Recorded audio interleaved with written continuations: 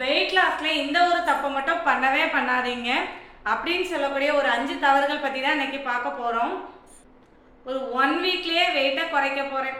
ஒரு வாரத்தில் அண்ணாக்கு கல்யாணம் இருக்குது, இல்லைன்னா ஃப்ரெண்டுக்கு நிச்சயதார்த்தம் இருக்குது, இந்த மாதிரி ஏதாவது ஒரு காரணத்தை கொண்டு நான் வந்து உடனே வெயிட் லாஸ் பண்ணணும் அப்படின்னு நினச்சிங்கன்னா கண்டிப்பாக அது முடியவே முடியாது. வெயிட் லாஸ் அப்படிங்கிறது ஒரு லாங் டேர்ம் கோர்ஸ் மாதிரி தான்.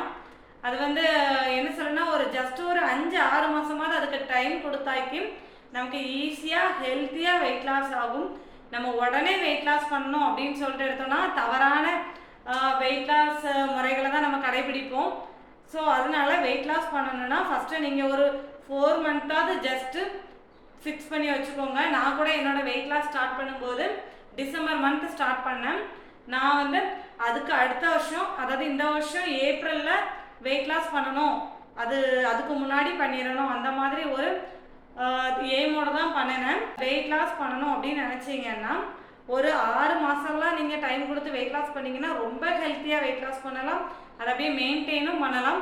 ஸோ எப்போவுமே உடனே வெயிட் லாஸ் பண்ணணும் அப்படின்னு நினைக்காதீங்க. வெயிட் லாஸில் எப்போவுமே யாராவது சொல்கிறாங்க அப்படிங்கிறதுக்காக ரொம்ப காம்ப்ளிகேட்டான, அதாவது உங்களால் உடம்பாலே ஏற்றுக்க முடியாத விஷயத்தெல்லாம் பண்ணாதீங்க. வாட்டர் டயட், அதுக்கப்புறம் வாட்டர்மெலன் டயட், எக் டயட், இந்த மாதிரி டயட்டெல்லாம் இருந்தீங்கன்னா உங்களுக்கு அதனால் நிறைய உடம்புல பாதிப்பு வர்றதுக்கு வாய்ப்பு இருக்குது. ஸோ அந்த மாதிரி இதெல்லாம் நீங்கள் கடைபிடிக்கவே செய்யாதீங்க. வாட்டர் மட்டுமே குடிச்சிட்டு இருப்போம், வாட்டர்மெலன் மட்டுமே குடிப்பேன் இப்படிலாம் சொல்லும்போது அந்த அதில் என்ன சத்து இருக்கோ அது மட்டும் தான் நமக்கு கிடைக்கும். இப்போ வாட்டர்லாம் 0 கேலரி ஃபுட். ஸோ கண்டிப்பாக வெயிட் லாஸ் ஆகாதுன்னு சொல்லவே மாட்டேன். ஒரு 2 days 3 daysல வெயிட் லாஸ் ஆகும். ஆனால் அதுக்கு பதிலாக தலைவலி, முகம்லாம் அந்த மாதிரி ஒரு மாதிரி பிளாக் ஆகிறது, அந்த மாதிரி நிறைய ப்ராப்ளம்ஸ்லாம் வரும். அதுக்கப்புறம் வயிற்றில் நிறைய பிரச்சனை வரும். ஸோ அந்த மாதிரி டயட் எப்போவுமே எடுக்கணும்னு நினைக்காதீங்க. அதில் வந்து உங்களுக்கு டெம்பரரியாக தான் ஒரு சின்ன ரிசல்ட் தான் கிடைக்கும். அதுக்கு பதிலாக 1 kg கம்மியாக இருக்குது அப்படின்னா அதுக்கு அடுத்து ஒரு 1 or 2 வீக்ஸ்லேயே 2 kgலேருந்து 3 kg அதிகமாக எடுத்துக்கோ. ஏன்னா உடம்பு வந்து பசியில் உட்காந்துட்ருக்கோம். எப்போ சாப்பாடு கிடைக்குதோ அப்போ என்ன பண்ணும், உங்கள் உடம்பை நல்லா தூண்டி விட்டு நிறைய சாப்பிட வச்சிரும். ஸோ அதனால் உங்களுக்கு வந்து வெயிட் கெயின் தான் ஆகுமே தவிர வெயிட் லாஸ் ஆகாது. ஸோ இந்த வாட்டர் டயட், அதுக்கப்புறம் வாட்டர்மெலன் டயட், எக் டயட் இதெல்லாம் தயவு செய்து எடுத்துக்காதீங்க. அப்புறம் என்னோட சின்ன சஜஷன் என்னென்னா, இந்த 0 கார்பு டயட், அந்த இதை வந்து நிறைய பேர் எடுப்பாங்க. கார்போஹைட்ரேட் வந்து ரொம்ப கம்மியாக எடுக்கிறது, அதாவது அரிசி சப்பாத்தி கம்மியாகவும் கிடையாது, எடுக்கவே மாட்டாங்க. சப்பாத்தி அரிசி அந்த மாதிரி ஐட்டங்கள்லாம் எடுக்கவே மாட்டாங்க. அப்படிலாம் நீங்கள் வந்து வெயிட் லாஸ் பண்ணிங்கன்னா ஈஸியாக வெயிட் லாஸ் ஆகும் டக்குன்னு. அதாவது கார்போஹைட்ரேட்டே எடுக்கலைன்னா ஈஸியாக வெயிட் லாஸ் ஆகும். ஆனால் என்ன ஆகும்னா திரும்ப உடனே கெயின் ஆகும். ஸோ அந்த மாதிரி நீங்கள் வந்து பண்ணவே பண்ணாதீங்க. எப்போவுமே வெயிட் லாஸ் வந்து நம்ம சாப்பிடக்கூடிய பொருள்லையே அதில் என்னென்ன பண்ணி வெயிட் லாஸ் பண்ண முடியுமோ அதை மட்டுமே பண்ணுங்கள். அதை விட்டுட்டு ஓட்ஸு அது இதுன்னுட்டு எக்ஸ்ட்ரா ஐட்டம்ஸ் எடுத்து நீங்கள் வெயிட் லாஸ் பண்ணிங்கன்னா அந்த வெயிட் லாஸ் பண்ணதுட்டு தான் நம்ம அதை கடைபிடிப்போம். ஒரு 2 வாரம் 3 அந்த ஒரு 2 மாதம் 3 மாதம் கடைபிடிச்சு வெயிட்டை நல்லா கம்மி பண்ணிடுவோம். திரும்ப ஒரு 1 மந்த்லேயே நம்ம பழைய சாப்பாடுக்கு போனதுமே அதுக்கு டபுள் மடங்காக ஏற ஆரம்பிச்சிடும். ஸோ அந்த மாதிரி டயட்டை வந்து கண்டிப்பாக ஃபாலோ பண்ணாதீங்க. நிறையா பேர் சாப்பிடாம இருந்தால் வெயிட் லாஸ் ஆகும் அப்படின்னு சொல்லிட்டு நினைப்பீங்க.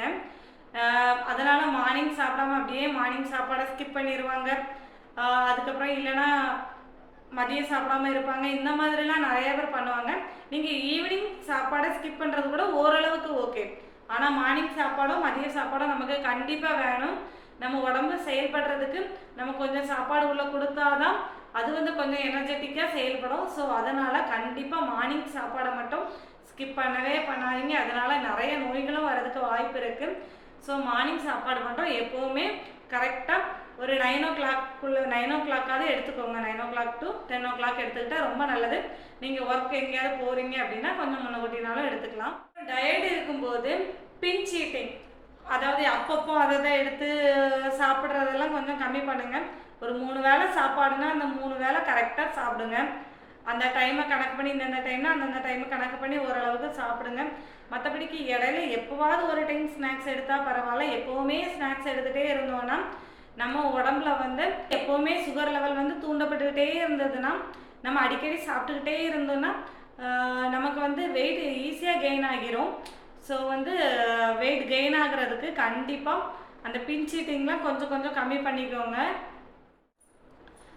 முக்கியமான இது என்னென்னா, நைட்டு வந்து சாப்பிட்டுட்டு அப்படியே படுத்து உறங்காதீங்க. நைட் சாப்பிட்டா கண்டிப்பாக தூங்குறதுக்கு 1 ஹவருக்கு முன்னாடியாவது சாப்பிட்டு முடிச்சிருங்க.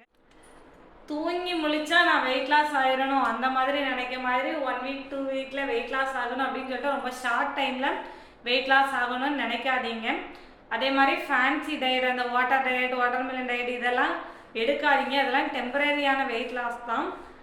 ஹார்மோன் சுத்தமாக எடுக்காமல் அந்த மாதிரி இருக்காதீங்க.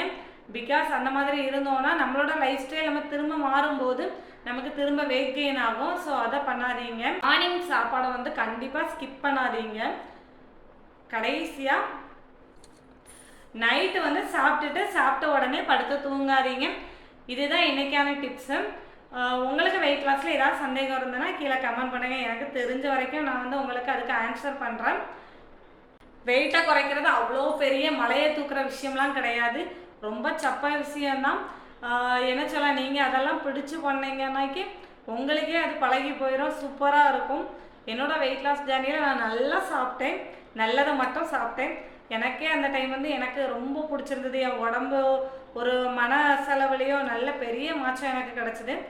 ஸோ நீங்களும் வெயிட் லாஸ் பண்ணணும் அப்படின்னு நினச்சிங்கன்னா கண்டிப்பாக வெயிட் லாஸ் வீடியோ எல்லாம் நான் கீழே கொடுத்துருக்கேன். என்னோடய வீடியோஸ் எல்லாம் பாருங்கள். பிடிச்சிருந்ததுன்னா அதில் உள்ள மாதிரி செய்யுங்க. உங்களுக்கு கரெக்டுன்னு பட்டுனா மட்டும் செய்யுங்க. அதில் ஏதாவது இது இப்படி ஆகுமோ அது அப்படி ஆகுமோ அப்படின்னு நினச்சிங்கன்னா அதை வந்து ட்ரை பண்ணாதீங்க. நான் சொன்னதில் ஏதாவது உங்களுக்கு கரெக்டுன்னு படிச்சுன்னா கண்டிப்பாக ட்ரை பண்ணுங்கள். கண்டிப்பாக ஈஸியாக வெயிட் லாஸ் பண்ணலாம். நானுமே ரொம்ப வருஷமாக வெயிட் கெயினால் ரொம்ப ஸ்ட்ரகிள் பட்டுட்டு தான் இருந்தேன். ஆனால் வெயிட் லாஸ் ஆகும்போது எனக்கு வந்து கரெக்டான மெத்தடுக்கு நான் போய் வெயிட் லாஸ் ஆகும்போது ரொம்ப ஈஸியாக இருந்தது. அது மாதிரி சீக்கிரமாக வெயிட் லாஸ் ஆச்சு. நினச்சா வெயிட்டை ஏற்ற முடிஞ்சுது, வெயிட்டை குறைக்க முடிஞ்சுது. ஸோ ரொம்ப ஈஸியாக இருந்தது weight loss. So weight loss பண்ணுறது ரொம்பவே ஈஸி தான். அதனால் நீங்கள் வந்து வெயிட் லாஸ் பண்ணணும் அப்படின்னு நினச்சிங்கன்னா இன்றைக்கே அதை ஸ்டார்ட் பண்ணிடுங்க. பாய்.